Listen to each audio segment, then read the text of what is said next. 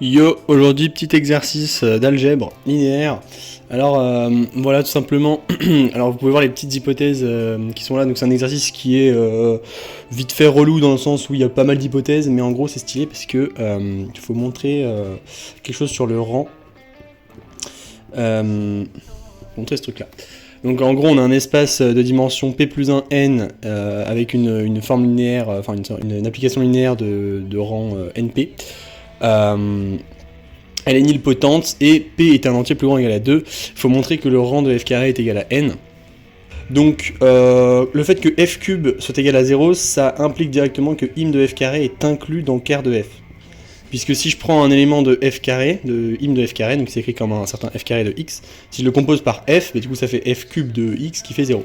Du coup c'est inclus, et là on en déduit directement que rg de f carré est plus petit que la dimension de ker de f, qui, avec le théorème du rang, est égal à la dimension de E moins le rang de F.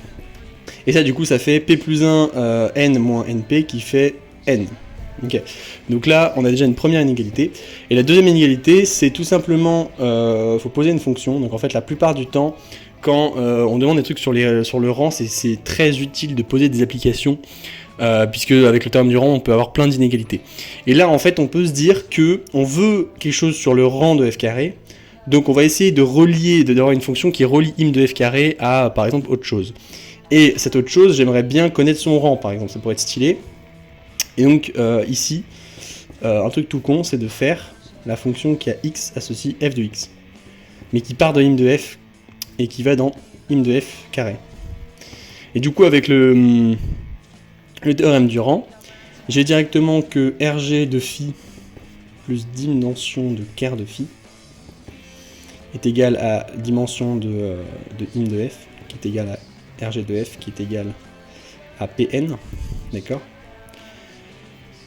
Là, du coup, je vais avoir Rg de phi est égal à Pn moins dimension de ker de phi. Ok. Et il reste plus qu'à justifier que l'image de phi est inclus dans l'image de f carré, ok, puisque ça va dans im de f carré, mais on part avec une base un peu plus restreinte que e, donc ça va être un peu plus petit. Du coup, la dimension de phi, ça va être plus petit que rg de f carré, ok. Donc là c'est parfait. Et là il faut juste minorer ça par n. Et donc ici on a Pn, donc Pn c'est plus grand ou égal à 2n, puisque on a P qui est plus grand ou égal à 2. Et dimension de ker de phi, en fait, il faut montrer que O+, c'est égal à n. Et ça, c'est tout con. Ker de phi est inclus dans ker de f. Parce que si j'ai un x qui vérifie f de x égale 0, et qui appartient à m de f, alors en particulier, il appartient à, du coup, à ker de f, du coup.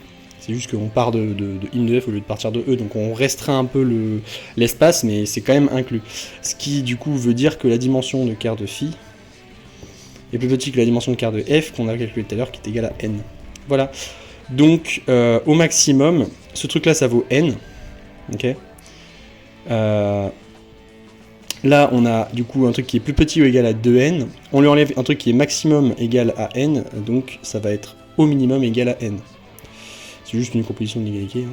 Voilà. Et du coup, on en déduit Rg de f carré est plus grand ou égal à n. Et du coup, on a bien notre égalité.